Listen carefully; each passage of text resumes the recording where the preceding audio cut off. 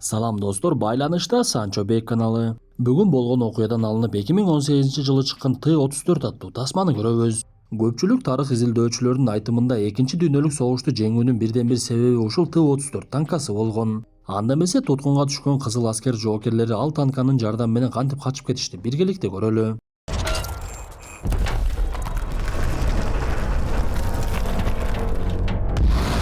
1941-жылы Экинчи дүйнөлүк согуш башталып, немецтер Москвага жетейин деп калган учур. Бул күн 7-айдын 27-күнү болчу. Согуш талаасына келе жаткан кызыл аскер жоокерлери немецтердин Москвага жетүүсүнө 35 эле чакырым калгандыгын көрүшүп, немецтер калтырган багыттошту балта менен чапкылап жыгып салат. Ошол учурда эле немец танкасы пайда болуп, каармандарыбыз унаасына олтуруп качып жөнөштү. Унааны башкарып бара жаткан кичи лейтенант Николай Ивушкин жакында эле танка башкаруу окуу жайын бүтүргөндүктөн танкалар өздөрүн кандай алып жүргөндүгүн толугу менен түшүнүп, унаа менен качууда ар кандай ыкмаларды колдонуп, танка аткан октордон быйтап, бир деле огу тийбей аман эсен ал жерден чыгып кетишет. Обан жана Каспий KZ жаңы уникалдуу сервис. Эми Мой.о аркылуу Каспий KZ'ге телефон номер боюнча акча которсо болот. Көз ачып жумгуча комиссиясыз пайдалуу курс менен. Ошондой эле Мой.о аркылуу Каспий QR менен төлө. Оңой жана тез. Ал эми казакстандыктар Каспий KZ аркылуу эл QR менен Кыргызстандан төлөй алышат. Болгону Мой.о же Каспий KZ гана керек. Баарына ыңгайлуу, үйдөгүдөй. Мой.о Кыргызстандын бардык операторлорунун абоненттери үчүн.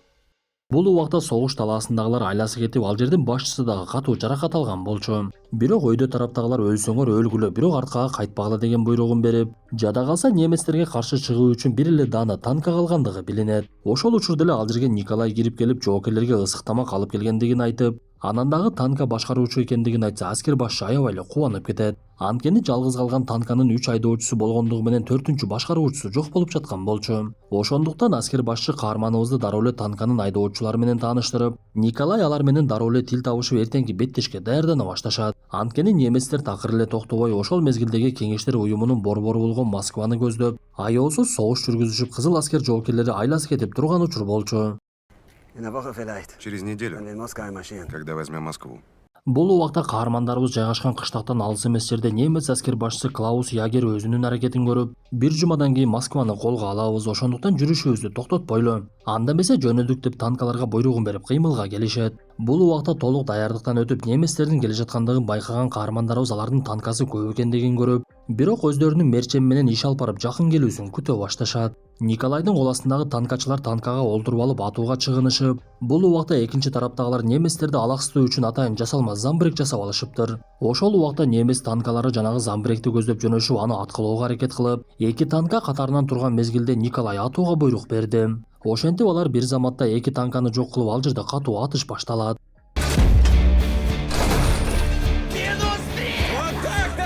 Анда душмандар танканын жалгыз эле экендигин көрүшүп, аны ар тараптан курчоого аракет кылышып, бирок Николай буга чейин даярданган мерчемин ишке ашырып 5 танканы жок кылат. Бул убакта жоокерлер да катышып, бирок кызыл аскер жоокерлеринин саны аз болгондуктан жеңилүү ызасын тартышып, анан дагы аларды душмандардын танкалары ар тараптан аткылап, жоокерлер жок боло башташат. Ал эле эмес Т-34 танкасында жүргөн каармандарыбызга дагы бир мезгилде ок атылып, биринчи ок темирди теши албай сыртта жарылса, экинчи ок дагы дал эле ошол жерге тийип, темирдин майдалары ыргып, каармандарыбыздын бири көз жумуп калат.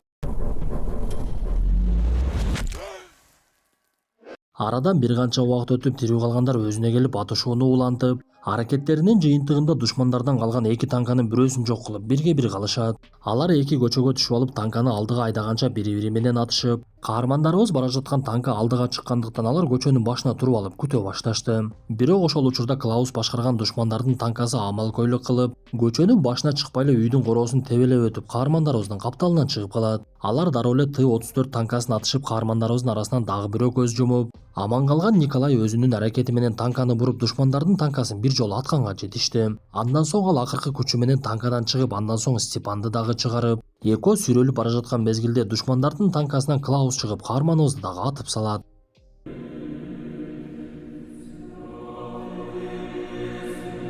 Мындан соң окуя 1944 жылга өтүп, бир жумадан кийин Москваны алабыз деген немистер дагы деле согушту жеңе албай жатышкан. Бирок алар туткундарга ар кайсы жерде бөлүкчөлөрдү түзүп, бул бөлүкчө Турингия бөлүкчөсү болчу. Ал жерге поезд менен жаңы туткундар келип жаткан учуру эле. Аларга немис аскер башчысы сүйлөп, орус кыз котормочулук кылып, туткундардын бардыгына жаткыла деп буйрук берген мезгилде арасынан бирөөсү жатпай коет. Ал адам сакал муруту өскөн каарманыбыз Николай Ивушкин болчу. Көрсө ал 41-жылы октон өлбөй туткунга түшүп, бөлүкчөдөн 7 жолу качууга аракет кылып, бирок бардыгында кармалып калган болот. Ошондуктан ал кыйноого алынып гана күнү өтчү. 41-жылы Николайды тапанча менен атып, өзү дагы атышууда бети күйүп калган Клаус бул убакта аскердик наамы көтөрүлүп, бир топ бийиктикке чыгып калган болчу. Ал бул жолу Гиммлерге жолугуп, душмандар биздин чек-арабызга жакындап калды. Ошондуктан менде ой пайда болду. Кеңештер уюмунун танкачылары аябай күчтүүлүк кылып жатат. Демек биз аларга каршы өзүбүздүн ишмерчемибизди түзүшүбүз керек. Ошондуктан душмандардын арасынан туткунга түшкөн танка айдоочулар болсо, аларды танкага олтургузуп, өздөрүнүн ыкмасында айдатып, биздин жоокерлерди аларга каршы чыгарып машыктыралы. Бул ойго кандай карайсыз десек, Гиммлер макулдугун берип, Клаустун өзүнүн аракетин көрүүсүн буйруйт. Анда Клаус дароо эле аракетин баштап, туткунга түшкөн танкачылардын арасынан сүрөттөрдү изилдеп, Николайдын сүрөтүн көрүп дароо эле 41-жылы эсине түштү. Ошондуктан ал котормочуну алып алып, Николай камалган жерге барса, ал бети башы канжалап жаткан болчу. Каарманыбыздагы Клаусту дароо эле таанып, бирок анын сунушуна башын деле ооруткусу келген жок. Анда Клаус башкача ыкманы колдонуп, жанындагы котормочу орус кызды атып саламын деп коркутуп, кыз ыйлай баштаган мезгилде Николай айласы жок макулдугун берет. Бул убакта туткундар кармалган бөлүкчөдө 18300 туткун өмүр өткөрүп, күн сайын 30-40 адам түндөн чыкпай өлүп кала берчү. Бир күнү туткундардын бардыгын тизип, буга чейин танка айдагандарды алдыга чыгарышып, алардын арасынан 41-жылы өлбөй калган Степанды дагы көрөбүз. Бул убакта сакал мурутун кырып алган каарманыбыз ал жерге келип, өзүнө керектүү танка башкаруучуларды тандап, Степан жана андан башка 2 туткун тандалып, керектүү адамдар даяр болот. Көрсө, немецтер өздөрүнүн танка башкаруучуларын машыктыруу үчүн Т-34 танкасын алып келишкен экен. Клаус Николайды жанына чакырып, бул танка силердин акыркы эң жаңы танкаңар. Ичин тазалап, танканын мурдагы абалын алып келгиле. Даяр болгондо машыгууну баштайбыз десе, Николай адамдарын чогултуп, булар бизге танканы айдатып, бизге тирүүлөй аңчылык кылайын деп жатышат. Бирок биз танканы калыбына келтирип, өзүбүздүн ким экендигибизди көрсөтүшүбүз керек. Бул жерде туткунда өлгөндөн көрө буларга каршы чыгып өлгөнүбүз жакшы го. Анда эмесе ишке кириштик деп танканы ачып, ичинде өлүк денелерди көрүп, ал эле эмес танка менен атууга мүмкүнчүлүк берген окторду дагы көрүшөт. Ошол мезгилде Николайдын оюна бир нерсе келди окшойт. Ал Клаустан ичиндеги жоокерлерди сыйырмат менен көмүүгө уруксат бер деп суранып, Клаус макулдугун берген мезгилде өлүк денелер менен биргеликте ок-дарыларды алып чыгып кетишти. Ошентип адамдарды көмгөнчө окторду дагы ошол жака көмүшүп, андан соң Николай айлана чөйрөнү карап, ал жерден кантип качса болот экендигин мерчемдеп, танканы оңдоп түзөгөнчө оюнун бардыгын Степанга түшүндүрүп берди. Көрсө, Николай машыгуу учурунда жашырып койгон октордун жардамы менен ал жерден качууну мерчемдептир. Бул аралыкта танка оңдолуучанды Николайды Клаус кайра чакырып, аларга ортодо котормочу болуп Анна жүргөн. Убакыттын өтүшү менен Николай Аннанын көздөрүнө чөмүлүп, аны көргөндө башкача дем алып, жүрөгүнүн согуусу тездеп, ортодо сезимдер пайда болду окшойт. Сыягы ошол эле сезимдер Аннада дагы пайда болгондой. Кандай болбосун, бир топ убакыт өтүп, танка толугу менен оңдолуп, каармандарыбыз ага олтуруп, Клаустун алдында танканы кандай башкара алат экендигин көрсөтүшөт. Анда Клаус дароо адамдарына буйругун берип, машыгуу талаасынын айлана чөйрөсүнө жарылуучу заттарды орнотула деп айтты. Муну угуп калган Анна дароо Николайга келип маалыматты жеткирип, мен сени толук эле түшүнүп турамын, сен бул танка менен качайын деп жатасың. Мен Клаустун бөлмөсүнөн бул аймактын картасын алып чыгып беремин. Мени дагы ала качып кет, мен бул жерде калгым келбейт. Булардын колунда кызмат кылгандан көрө сени менен качууга аракет кылып болсо дагы өлгөнүм жакшы деп ичиндеги оюн толугу менен айтып, Анна ал жерден кетип, машыгуу мезгили башталат. Машыгууда каармандарыбызды жок кылуу үчүн немистердин бир топ Пантера танкасы чыкмак. Николай адамдарын чогултуп, бизде бир гана мүмкүнчүлүк бар. Бул мүмкүнчүлүктү биз көп жыл күттүк. Бүгүн болбосо качан? Бизде 6 ок жана 30 чакырымга жетерлик күйүүчү май бар. Биздикилер болсо бул жерден 300 чакырым аралыкта. Башкысы бул жерден чыгып кетсек, өзүбүздүкүлөр тарапка жетебиз деп өтө катуу киришишип, эң эле биринчи буга чейин жоокерлерди көмгөн жерден ок-дарыларды ала башташат. Бул убакта Анна өзүнүн аракетин көрүп, Клаустун бөлмөсүнө кирип, ал жактан картаны алып сыртка эч кимге байкатпай чыгып, ал жерде көп жылдан бери котормочу болгондуктан бөлүкчөдөн сыртка чыгууга мүмкүнчүлүгү бар экен. Ошондуктан картаны койнуна салып алып сыртка чыгып кетти. Бул убакта машыгуу башталып, байкоочулар окуяны алыстан көрүшүп, атайын машыгууга көз салуу үчүн өйдө тараптан дагы келгендер бар эле. Бирок бир мезгилде эле каармандарыбыз танканы октоп, Пантеранын бирин жардырып жиберишти. Муну көргөн Клаус эчтекени түшүнбөй, ал жерге келген аскер башчылар жини келип, аларга ок берилбеш керек эле го, алар кантип атып жатышат. Клаус, бул эмне кылганың деп каармандарыбыздын танкасын таппай калышты.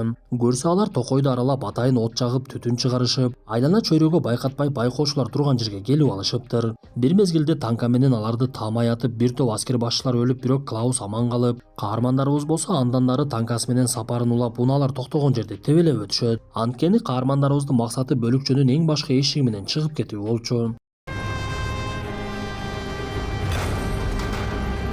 Ошентип алардын аракети жыйынтык берип, каармандарыбыз бөлүкчөдөн чыгып кетишип, бул убакта Анна жергиликтүү аялдардын жанына барып аялдамада күтүп турган эле. Бир мезгилде ал жерге танка менен каармандарыбыз келип, Аннаны дагы салып алып жөнөп кетишти. Алар биринчи эле күйүүчү май куя турган жайга барып керектүү деңгээлде куюшуп, андан соң шаарды аралап жөнөкөй элдердин тынчын алышып, курсактарын тойгозуп кийимдерин алмаштырып ал жактан дагы кетишет. Каармандарыбыздын башкы максаты чек арадан Чехословакияга өтүп кетүү болчу. Бул убакта бөлүкчөгө келген аскер башчы Клауска катуу буйругун берип, эртең мененкиге чейин качкындарды колго түшүргөнүң болбосо бул нерсенин аягы жаман бүтөт. Мен сага эскерттим деп ал жерден кетип, көп сандагы аскерлер куулаганга даярданышып, Клаус болсо өзү учакка олтуруп алып токойду издеп жөнөшкөн. Бул убакта жолдо бара жаткан каармандарыбызга ок атылып, алар жолдон чыга катышып, сапарын токой менен улантышып, аларды куулагандардын саны өтө көп экендиги билинет. Бирок алар качуусун токтотпой, немец аскерлеринен бир топ эле алыстап кетишти.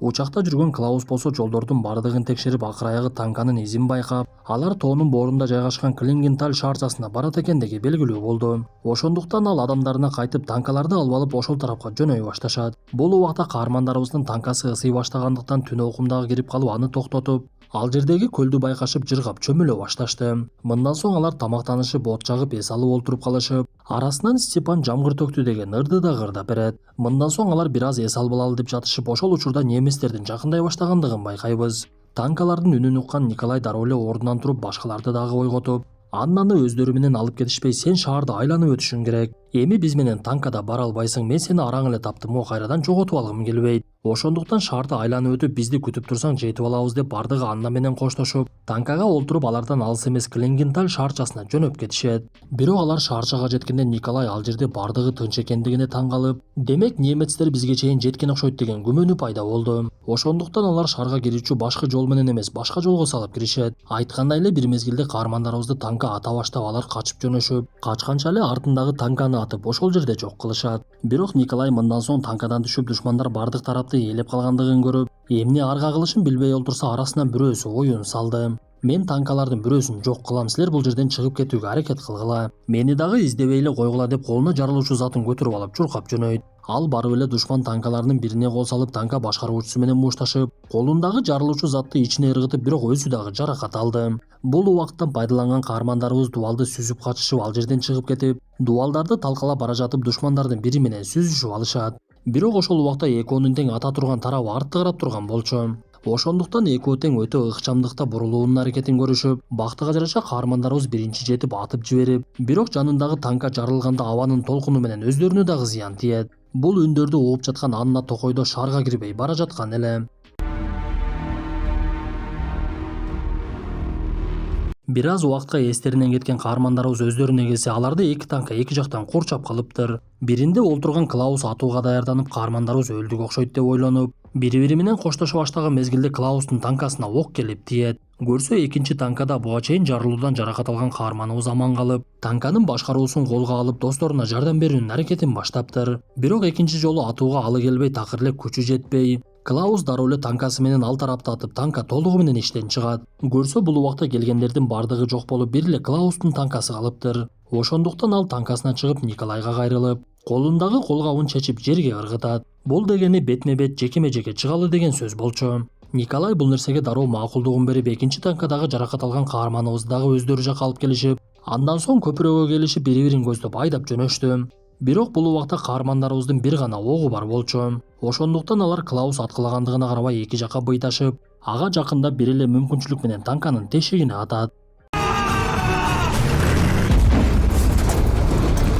Мындан соң алар Клаустун танкасын көпүрөнүн кырына кептеп, ал ичинен араң эле чыгып, колуна тапанчасын алганга дагы жетишкен жок. Анткени Николай чыгып эле мылтыгын ага такап турган болчу. Бул жагдайга түшкөн Клаус жеңилгендигин түшүнүп, бир мезгилде анын танкасы дагы ылдыйлап, Николайга колун берип, эркек экенсиң дегенсип көпүрөдөн кулап түшүп кетет. Ошентип аман калган каармандарыбыз андан нары танканы таштап жөө жөнөштү. Бул убакта уктап калган Анна адамдардын жөөгө эле жаткандыгын байкап чочуп ойгонуп, каармандарыбызды көрүп сүйүнүп кетип эле Николайды барып кучактап жиберет. Мындан соң тасма аягына чыккандыгы билинип, Экинчи дүйнөлүк согуш учурунда танка башкарып бирок каза болгондордун жаркын элесине арналгандыгы айтылат. Мындан соң тирүү калган 4 каарманыбыз согуштан кийин баатыр катары үйлөрүнө кайтышып, ар кимиси өз иши менен алек болуп үй бүлөсү менен бактылуу жашап калышат. Достор, тасма жакса мыкты белгисин басып оюңуздарды сөзсүз калтыра кетиңиздер. Анда эмесе кийинки тасмадан жолугушканча ден соолукту жакшы карап, туулган жерибизде деги эле дүйнөдө эч качан согуш болбосун деп тилей жүрөлү.